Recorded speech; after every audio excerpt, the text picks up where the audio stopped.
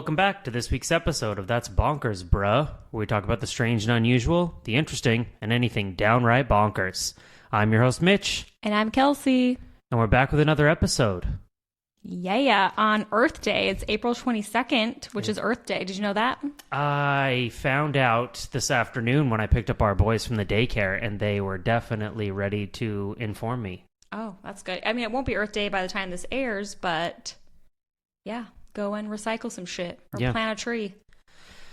It's kind of a perfect in for our topic a little bit, because we're going to talk a lot about nature. I guess it's a bit of a stretch for we're talking about a natural trail.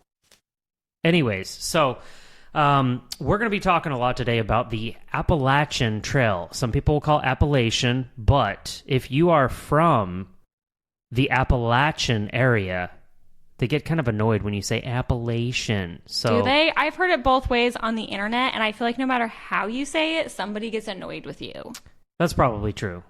So I'm just going to probably go in and out of saying it both ways. I don't even know. I think I say it both ways sometimes. I mean, I don't think it cares that much. I'm just throwing it out there because I know somebody's going to have something to say about it. Oh, I know. I'm sure they will. But anyways, what kind of brought us up is obviously there's really weird stuff that takes place on the trail, but lots of lore. Lots of lore. Had the opportunity to take our boys camping a few weeks ago, and we actually went on a little hike, a very miniature hike compared to the length of the trail. We hit a peak area, froze our asses off. It was cold. Yeah, I don't camp. Wind was going, there was snow up there, but we got to a summited area where you could actually see North Carolina and Tennessee, just both sides. It was crazy. Beautiful view. Yeah, I'll just look at pictures because I don't want to go out I don't camp. So I'm outsidey. I'm an outsidey girl. I'm not an outdoorsy girl. So I like to be outside. I like to go on hikes, I like to go on walks, I like to sit on my patio, but I don't want to sleep in a tent.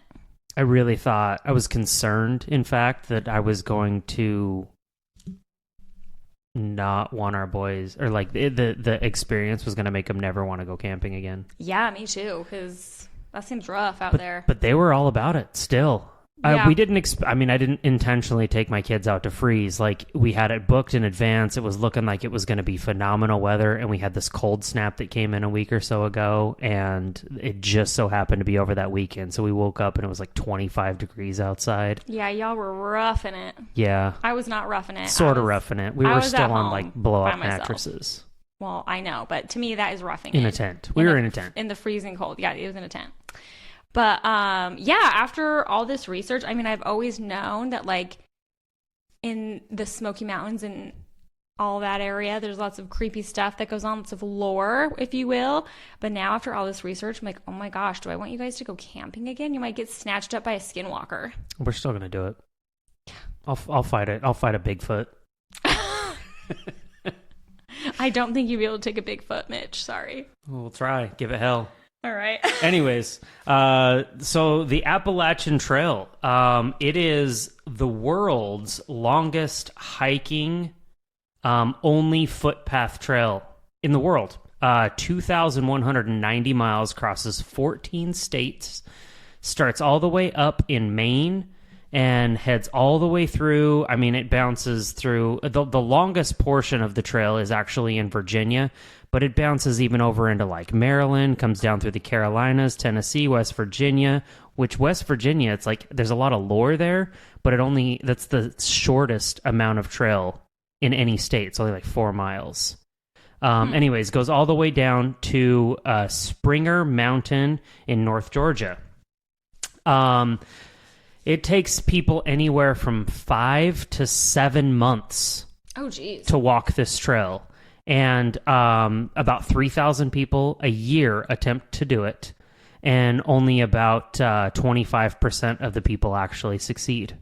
Now, when you say only 25% succeed, is that because they either is it because they've given up? Is it because they've died? Is it because they've gone missing?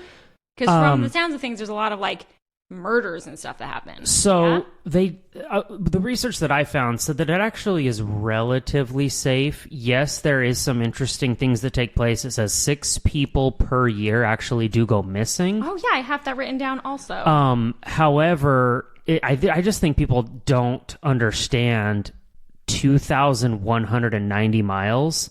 And a lot of people will actually start in Maine, and it's like those first couple of miles in Maine are gnarly. Like you're having to like almost rock climb in some places to get past the trail. Like you're on your hands and knees essentially getting through. And the other thing that was really interesting about it is that as people are going through, there are towns that you can stop in because obviously, 5 to 7 months, you can't possibly just walk straight through. Yeah. Not that easy. But several, they even have like the nicest towns to stay in, and there are designated places where you're supposed to camp. But for the most part, I just think people grossly underestimate how hard it's going to be. Oh, okay. Gotcha. That's my 2 cents. Okay. But did you have something else to add to that? Not really. Just that, like, well, I would never want to do that. That sounds crazy. And apparently it's like really easy to get lost though. Cause like if you go off the trail, if you go off the marked trail at all, it's just so dense that like you can just be lost and disoriented and confused, but really not actually be that far away from the path. But there's like been people that have gotten lost and died, and they found their body. Like they literally died from like not having enough food and water and the elements and everything, but they weren't that far away from the path. But they were that too. But they were just so disoriented that like they couldn't make it back. I read one of those too, and stop me if this is part of your story, but there was a story of a lady. Yeah, the older lady? Yeah, she was 60-something. I think she was 66. And only was like 1.5 miles to 2 miles off the trail. Yeah, and they found her body like 2 years later. She kept all those journal entries. Yeah, the journal entries that basically said, "This is who I am. Tell my husband that you found me. He'll be happy you finally did." I just can't believe that she wasn't that far away and it took 2 years to find her. And 2 miles. Like, and I do understand that she ran out of food and water. I get that. And the elements can be rough. Like I said, we were camping and we still had the luxury of hopping in the truck when we had to go down to town, and ended up eating pizza one night because we just were done with the cold and stuff like that. But that's not that far. I mean, you can walk a couple of miles in an hour. That's what I'm saying. You just get so turned around because of all the trees. So we actually went there. We went to Pigeon Forge. Was it last summer? Yeah, I think so. And the Airbnb we stayed at, you had to like really go through like a rural area to get to it. It was very interesting because it's like just trees on each side, super dense. Then there'd be like random little shack houses every so often that would have like a washer and a dryer in the front yard. And I'm like, this is such a weird place. This is like a movie. I feel like we're gonna see a Bigfoot at any moment. And I remember when we were driving back from Knoxville, Tennessee, back to our Airbnb, it was so dark. There's no street lights. And I was like, oh my gosh, what if our car broke down? And I was thinking about all the crazy stuff that I've heard before about the Appalachian Trail and mountains and whatever. And I'm like, oh my gosh, we're gonna get eaten by a Bigfoot or a skinwalker or something. Yeah, it was creepy. It was very creepy vibes. It's a crazy place. Like for anyone that's not familiar with what that trail can look like, or just I guess out east in general. Like a lot of people don't understand. We tell people back out in Utah, like, oh, it's so green, we love it there, and like, yeah, there's trees everywhere. But you don't get it. Like, you can't see 50 feet in front of you in some of these forested areas because it's so dense. It's pretty. So awesome. All right, well, I'm ready to get into some spooky shit. So are you done? Yeah. Why don't you kick it off? Because I've already given everyone the lay of the land of what the Appalachian Trail is. All right, thank you. I appreciate that. Mr. History lesson over here, geography lesson. All right, so I've got 3 stories. But first, I think we should talk about the rules of Appalachia. God damn, I'm not going to be able to say this the whole time. It's going to be an issue. Appalachia. How do you say Appalachia? Appalachia. Appalachia? Appalachia. Appalachia. Okay, well, now I'm insecure about it. But anyway, let's talk about the rules of this place. So, number 1, these are in no certain order, but all important nonetheless. Number 1, never be out at night alone. Number 2, never leave the marked trail. Number 3, if you hear voices, whistles, or your name being called, no, you didn't. Just keep walking. Wow. Ignore it. Never whistle or sing in the woods. That's number 4. Number 5, never look too hard in the trees because you might see something that you don't like. Number 6, if you see or hear something, don't run, just calmly walk away. And number 7, always close your curtains at night and don't look out the window. Apparently, people that grow up there just like grew up with a lot of these rules. Like their grandparents and parents and stuff would just like say this all the time. And it's just like how it is. That's crazy. That is crazy. If anyone is listening who grew up in these areas, and if you have any crazy stories, please, for the love, DM us on Instagram or something and tell us, confirm or deny if you grew up learning about these rules and if you've had any scary experiences, because I'm dying to know. Okay, first story. Are you ready to get into it? Let's do it. So this is a story about, I think, a mimic. They don't really know what it was, but essentially this lady, she was at her house one night and her basement was dark. All the lights were turned off, but she heard some rustling around down there. And she thought it was her husband. So she called to her husband and was like, hey, are you down there? And he's like, yeah, I'm down here. Come on down. So she starts walking down the stairs to go to her basement and realizes, like, all the lights are off. Why is he down in the basement with all the lights off? What is he doing down there? And she kind of got freaked out. So she just kind of stopped, like, midway down the stairs and was like, this feels weird. This feels uncomfortable. And was like, hey, what are you doing down there? And then right then her daughter, who was also in the house, came out of her room and saw her mom and was like, Mom, what are you doing? Why are you just standing on the stairs? And she was like, well, your dad's in the basement. I heard him down there and I'm just going to go downstairs and see what he's doing. And she said, well, Dad's not home. He hasn't been home for an hour. Wow. So she quickly came back up the stairs and went outside to see if her husband's truck was there, and it wasn't. He was definitely gone.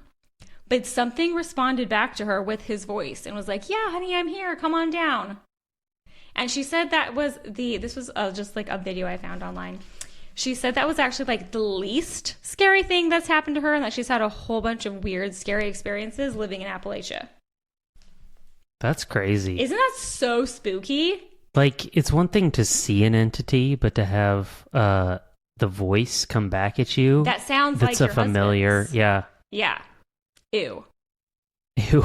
I had to close the blinds in our office where we're recording. It was open a crack, and I was like, we're going to need to close those blinds all the way because it's creeping a bit. It's a no for me, dog. It's a no for me. All right, Mitch, what you got? So there's been a handful of things that have happened in Point Pleasant, West Virginia. And here's what I'm gonna do. December 15th, 1967. Do you know what happened on that day? No, that was an awkwardly long pause. I didn't know. Sorry.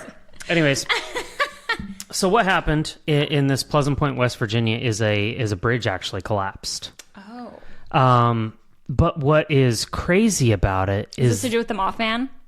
Yes. How did you know? Because I love the Mothman. That was one of I have such a fond memory of watching the Mothman prophecies when I was in junior high with my friends, and it was we were all together on my friend's couch watching this scary movie, and we were all creeped out. It was good times. That's crazy that you brought that up. Is it though? Because I am into creepy stuff. Okay, you are a creep. Absolutely. I literally have a podcast where we talk about creepy shit. I don't think it's that off the rails. You're right. It's not that off the rails. But I guess what was shocking to me is that the movie, what'd you call the Mothman Prophecies? Yeah, I think that's what it's called anyway. I never saw it, but it came up like a lot throughout all kinds of all the research that I did. So anyways, what happened? There was a bridge, like I said, it was called the Silver Bridge, originally built in 1928 to connect Point Pleasant, West Virginia to Galapagos, Ohio. The bridge was packed with cars on that day, December 15th. This placed a strain on the bridge, which had been built in times when cars were lighter. The Model T had weighed just 1,500 pounds, a modest sum compared to the 1967 average for a car, which was 4,000 pounds. Oh, wow. The bridge's engineers hadn't been particularly imaginative, nor had they been especially cautious while creating their structure. The bridge's design featured very little redundancy, meaning that if one part failed, there was almost nothing in place to prevent other parts from failing as well. So, on this cold December day, what happened? Shit broke.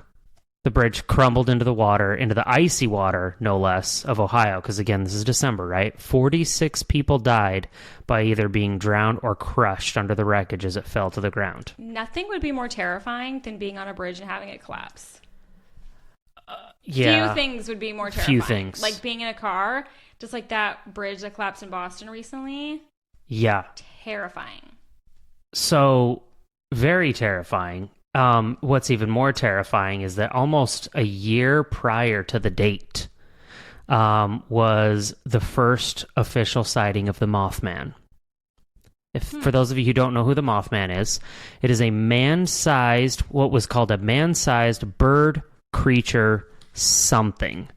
Approximately 7 foot tall, slender man with white wings, and those wings stretched out to approximately 10 feet to those that had seen it. Had glowing red eyes that were about 6 inches apart. The first sighting of this was actually by two couples in a car. You had Roger and Linda Scarberry, I think is how you say it, and then Steve and Mary Millette. They were driving past an old TNT factory from World War II when they had stopped and the lights lit something up in the road. And Linda actually had come out and provided a comment that said that she couldn't discern its face due to its hypnotic effects of the eyes, those glowing red eyes. I would imagine that would be distracting, yeah, to see some red glowing eyes. Yeah. It would be upsetting. So anyways, Roger did what he felt was the best thing and sped away. This creature clumsily got to its feet and started flying. Ew. Keeping up with the car, even though it was going 100 miles an hour down the road. And I remember this in the movie, actually. It's looking in the window, staring at him, evidently. So yeah, I guess in this movie there was semi-historic. Yeah, we should watch it. I'd be down for it. Yeah. Because I've never seen it. Well. And now I'm fascinated. You weren't invited to that party, I guess. Evidently not. Anyways, the creature chased them, screeching and clawing at the car for a while until they got to the city limits, and then it faded off into a field, just gone. Sayonara, no longer to be seen. Right. Mm-hmm. So they decided that it was probably best to report this to the police, and they had agreed while they were providing this statement to the police. They're like, look, if I was by myself, I wouldn't believe it either. There's no way that I would even come bring this to you. But there was 4 people in this car that all saw the same thing, and we were terrified. The police ain't gonna do shit. They don't even do anything when someone breaks into your car. What are they gonna do about a Mothman? I don't know. Read him his rights. They're not gonna do anything they're just gonna think you're cuckoo for Cocoa Puffs. Not much you can do. You'd have to have a suspect of sorts. They barely do anything as it is. And that was the thing, is they were like, yeah, whatever. It was probably like a crane or something that was flying by. I'm like, no crane's flying 100 miles an hour, bro. But regardless, there was actually several other folks that saw sightings within days after this Mothman reporting. There was 2 volunteer firefighters who had an incident, and a contractor who was at a job site and flashed his light off into the field where he was doing some work, and that flashlight caught the eyes. And he said that the eyes glowed like, in quotes, like bike reflectors. This same carpenter actually had a few other instances where he felt like he had a run-in with them because his TV would make odd noises while he was doing stuff at night in this area. And then, close your ears, Kels, his German Shepherd went missing. Oh, I do remember. I think this was in the movie too, actually. That's sad. It is sad. So... Yikes, if you're taking out a German Shepherd, you got a lot of power. Yeah. It's a strong mofo right there. Fierce. Anyways, the folks at, Pleasant Point actually have embraced the Mothman. Yeah, isn't there a statue there? So, yes, there is a metallic statue, 12 feet tall, that was officially unveiled in 2003. And then in 2005, they even opened a museum. Oh, wow. A Mothman museum?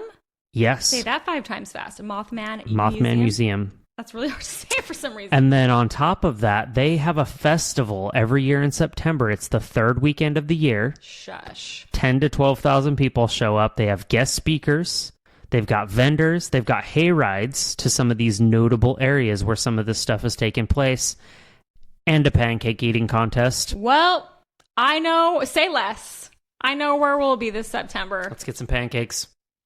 That actually sounds like a lot of fun. Doesn't it? A Mothman festival? Yeah. With pancakes? Yeah. I feel like I'm being baited to show up there. You heard it here first. Wow. So, the Mothman, it was interesting because I couldn't find like a lot of information, probably just because it's lore. But the other thing that I did find out, I almost forgot to mention this, within the last handful of years, there was even a potential Mothman sighting in Chicago. So halfway across the country compared to West Virginia. Interesting. I wonder if there's only one Mothman or if he's got hoes in different area codes or what's that about? Well, he's got a 10-foot wingspan, so that dude can cover some distance. Probably.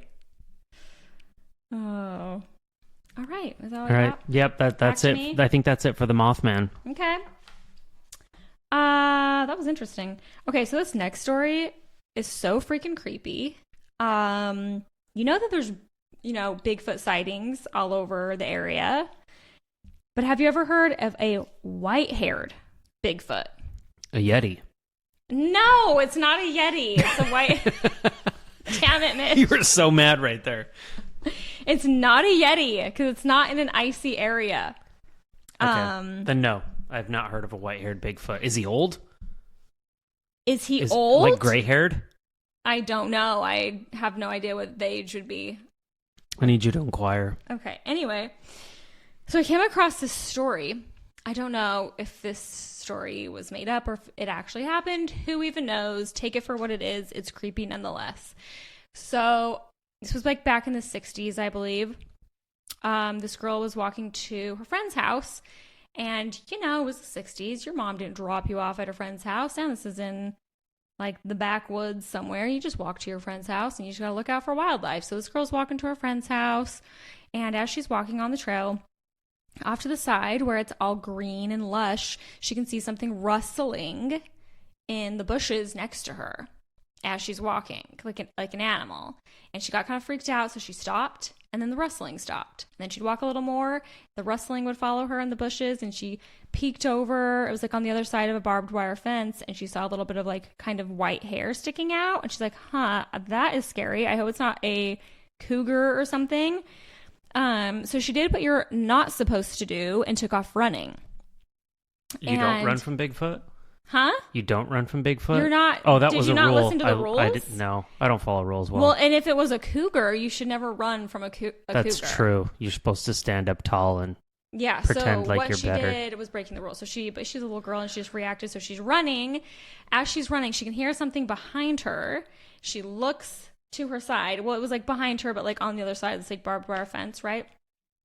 I don't know if it got out of the barbed wire fence or if it was still on the other side of the fence. Anyway, she turned around to look at it and got a glimpse, and she said it was like a 6-foot tall creature. with long white hair. Similar to like a person maybe, but more ape-like. Interesting. Yeah, so she ran back home. She's crying. She tells her mom about it, and her mom is like, no, honey, it's fine. Like, she's trying to talk about her mom didn't believe her. But her dad had just a serious look on his face and got his shotgun and some friends. Like, he knew, like, maybe he had seen it before, too. He took it very seriously and was freaked out and went out looking in the woods for this creature with a shotgun. He came back like 2 hours later. They never found the creature, but he did find like a strip of white hair that was kind of like horse hair. So they kept it over the years, put it in a baggie. And then years later, when this little girl became an adult, she was thinking about it and she thought, you know what? I'm going to send this hair off to have it tested to see what kind of animal it was. So she asked her mom, hey, do we still have that hair in the little baggie? Your mom still had it. You know how parents just like keep everything. Literally everything. All the knickknacks. Yeah, so I mean, I would keep it too, probably. Like, that's crazy. I'd want to know what it was. So she takes the baggie, sends it off to a lab to have it tested, and it came back as an unknown animal with a small percentage of ape and coyote. Ape and coyote? Yeah. Weird. In the hair.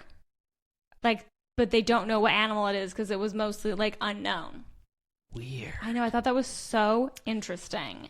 I love that there's actual, I guess, evidence, right? Because I think the hard part... Given that this is a true story, I don't know if it is, but if that really happened, then... Right. Well, I just mean that there was at least hair, right? Someone came away with something, because I feel like in a lot of these lore instances, it's just people's eyes. Yeah, you right? just have to take them at their word. Or they're, they have a feeling, they see, they hear, they smell something. Although sometimes with Bigfoot, there is like a footprint left behind. That's true. That would be cool too. That would be cool as shit. If you were freaking out, can you imagine if you were out camping with the kids and you saw a big ass Bigfoot imprint in the dirt? That'd be wild. You'd have to pack up and come home.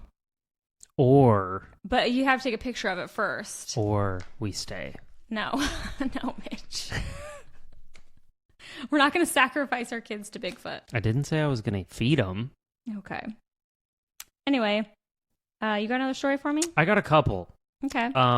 So the next couple stories actually are both Native American based. Mm-hmm. Like the lore, if you will, is has been passed down from different tribes. So this one is I guess more of a, I don't know what you want to call it, like an anomaly that happens. It's called the Brown Mountain Lights. So, oh yeah, I've heard of that. Okay, so 200 years ago, eerie ghost lights began appearing over Brown Mountain in North Carolina. The eyewitnesses reported the lights was the eyewitness to report the lights was a German engineer who wrote of lights over the North Carolina hills in his journal in 1771. Following Brown's account, several legends about lights over the mountains were passed down. Many who have seen the lights say the glowing orbs dance over the hills soundlessly until they silently dissipate or explode over the rolling peaks. In 1922, the United States Ecological Society investigated the Brown Mountain phenomenon. That was tough to say. I guess so. And determined that the lights were simply car headlights or lights of passing trains. However, this was disproven after a massive flood wiped out all the roads and tracks on the mountains, and the lights still appeared. There are many theories about the Brown Mountain Lights, as with many Appalachian folk stories. However, the most common is the story told by Native Americans in the area. Cherokee legend claims there was a bloody battle between the Catawba and Cherokee warriors on Brown Mountain. And then after this battle had taken place, mothers, widows, and sisters set out into the mountains after the battle were over, carrying torches to search for their loved ones. They explained the glowing lights as the spirits of the Cherokee women who are still searching for their loved ones. Yeah, I've heard some people speculate that it's alien related also. So if you go a little further into it, I think it was like the Forest Service or something like that was like, yeah, it could just be gas rising up, like natural gases rising up from the mountains or something like that. What? But yeah, I don't know about that one. For me, I feel like I like the idea that I don't like the idea, but you know that the Cherokee lore makes sense to me, right? That it's because I think ghosts are out there. Yeah. And so they're just out there searching for those loved ones after energy, and they say energy cannot be destroyed. Mm-hmm. So, interesting. All right, I've got one more. This one's actually a ghost story. Because you know how I like my ghost stories. All right, and this actually happened here in North Carolina.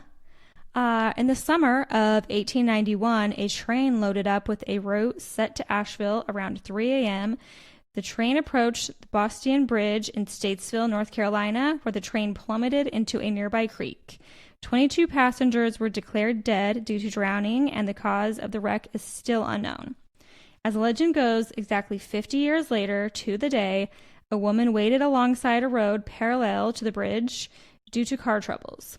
Before leaving that afternoon, she heard train whistles and is said to have witnessed the train rushing through the trees before plummeting into the same creek that it did 50 years prior. The story doesn't end there, though. Almost 70 years later, the story was still prevalent, and the unsolved nature of this mystery inclined a few amateur ghost hunters to explore the bridge. At 3 a.m., around the same time as the original ghost sighting, a train approached the Boston Bridge. With the hunters believing the train was the ghost train, they stayed on the tracks before quite literally being hit by a real train. Out of the 12 hunters, 1 died and 2 were injured. Holy crap. So this is a real story. I mean, no one can confirm, obviously, if like this lady 50 years later actually did see a ghost train. That's the lore of it. But these ghost hunters really did go on this ghost hunt, if you will, to experiment, and were dumb and just was so convinced that this real train was actually a ghost train because it was at 3 a.m. that one of them got hit. The witching hour. The witching hour. Like, oh, it's the ghost train. And then just got hit by a train. That's embarrassing. That's gnarly. So gnarly. So only one of them died, so I have to assume that they obviously all didn't get hit, because if you get hit by a train, like, you're donezo. So I don't know if the other ones were just off to the side and that's why 2 were injured and only 1 was killed, but I thought that was kind of interesting. A creepy story, though, and Statesville's close to here. Oh, yeah, Statesville's not far at all. Far at all. Far at all. Is it because it's so damn hot in here you're stroking out? I think it is. It's really hot in here. Our office is so hot. We should have left that window open. I'm ready to crack a window. Dude, we can keep the blinds closed, but we need to open the window. Like, it's so hot. We're dying. But anyway, Mitch is stroking out over here because of the heat. I'm probably beet red. Your face is pretty red. I'm literally so hot. Oh, well, I have one story, and then we can probably wrap things up. Okay, keep great. It a little short today. Before I pass out. Actually, I do have one more thing, but I'll let you go first. Okay. So, have you ever heard of the Moon-Eyed people? I didn't until you told me you were going to research them. Kind of fascinating. Yeah. Not much is known about it, which is really, again, hard, because I'm digging in there, I'm trying to find things out, and there's just not a lot.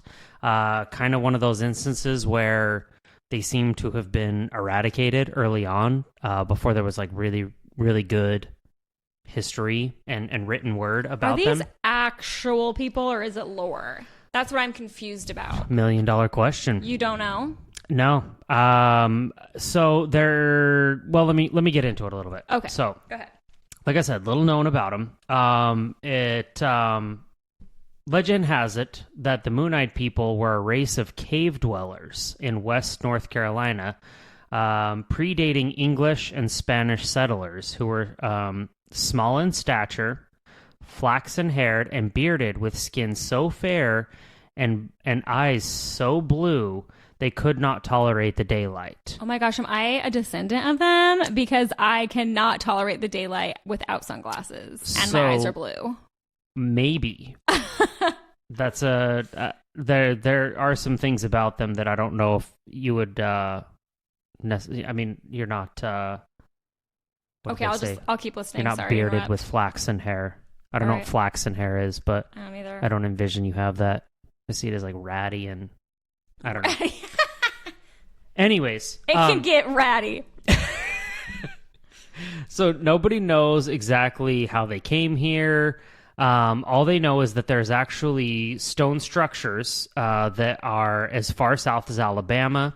They reach up into the Carolinas, and 2 different Native American tribes actually have legends of these moon-eyed people.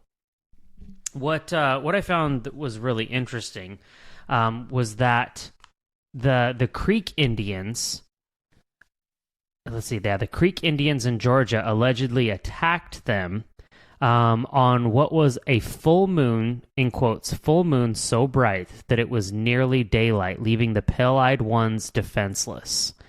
And so this is where, like I say, maybe it was an instance when this attack had taken place, where these cave dwellers that were defenseless because of their pale eyes and everything like that. Some say that they were eradicated, and some say, the Cherokees actually say that it's possibility that they fled off into Tennessee and kind of went underground to, quote, underground, back in their caves probably, to try to save themselves. So, we don't really know what happens. Are they walking among us? Nobody really knows.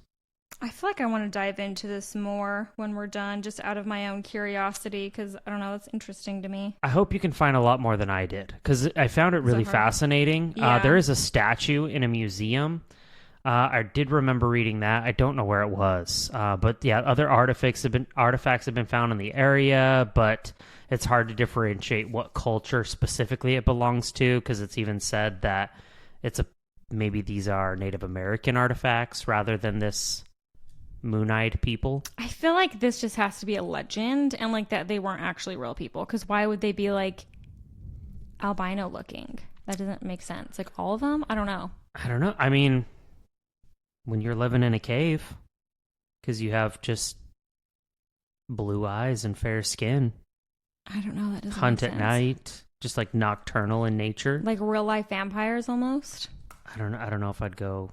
I envision them more as like maybe they were early Nordic Vikings or something like that somehow landed here. I don't know. I don't know. That wouldn't make sense for the short in stature. Oh yeah, short in stature. I feel like this can't be real. I don't know. I'm gonna look into it more. I would love to At a later hear date. what you come up with, because I couldn't find a lot, but it was interesting nonetheless. I'm sure I'll go down a TikTok rabbit hole about it. I mean, it's got to be real. So, I only have one more thing, not a story, but in addition to the rules, there's a bunch of superstitions that apparently a lot of people who live in this area follow. Cannot confirm or deny if this is real. If you live in the area, if you live in the Appalachian area, again, let us know. Confirm if this is real or not. So here's some of the what do you call it? Like superstitions. Okay, so number 1, never close a knife you didn't open, or you'll have bad luck for 7 years. Number 2, keep a penny in your washer.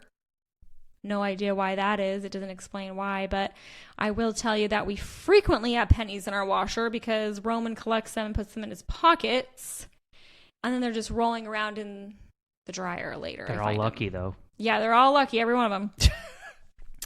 Don't wash your clothes on New Year's Day, or you'll wash a family member out. Don't walk under a ladder. If you find yourself under one, don't turn around. Back up. Don't let anyone sweep under your feet.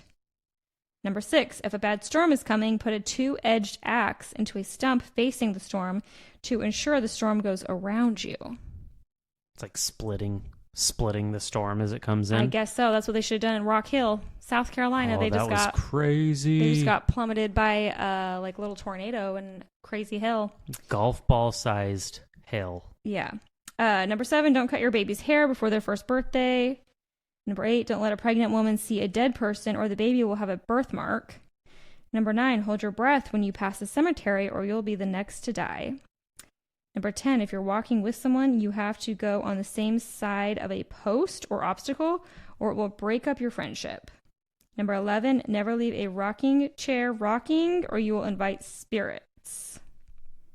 I thought those were all kind of interesting. Some of them, I feel like, are sort of standard superstitions. Yeah. The under the ladder thing sticks out to me. Yeah. The pole thing. I know I've heard that before. Like you gotta both go on the same side of the pole. I've never heard that. But interesting, no less. That's all I got though. Anyways, Appalachian Trail. Just lots but of there's crazy so lore. many other things. Yeah, there's a bunch of stuff like about skinwalkers. There's a bunch of stuff about the Bell Witch was one of them. Yep. Yeah, Bigfoot. The lights that you talked about. Lots of ghost type stuff. People report seeing shadows like outside their windows. Or just creepy stuff happening in their house if they live there. Yeah. There's a ton. There's so much stuff. Like Wampus cat is one of them. I remembered hearing a little bit about that one as well. There's all sorts so of many cryptids. lores. Yeah, cryptids. Cryptids, that's the word I'm looking for. Yeah, cryptids. Yeah, there was supposedly they called him the Flatwoods Monster. Yeah. The head of his head is like the shape of a spade, essentially. God, there's just a bunch of weird shit out there in the woods. So just stay safe. Don't go off the trail. Don't go in the woods at night. That's probably just solid advice anyways. If you're hiking, stay on the trail. Yeah. At least don't go off too far. Yeah. Because it only takes a mile or two and you're lost and then they find you 2 years later. Yeah. And don't hike alone. Why the hell would you hike alone? Also, terrible idea. Especially when you're 66. Like, that's such a dumb idea. It's just a terrible idea at any age. It doesn't matter how old or strong or badass you think you are. Probably should have had a compass with her. She didn't pay attention in Girl Scouts. Guess not. All right, well, that's all I got. All right, well, let's wrap it up. All right, well. Anyways, thanks again, everyone. Share with your friends. Appreciate everyone that's listening. Yep, rate and review. Subscribing, doing all the things. Help us to grow it in any way that you can, any way that you see fit, like I said, through sharing or anything like that. And I guess we will catch you here in a couple weeks. All right, sounds good. Thanks, everybody. Bye.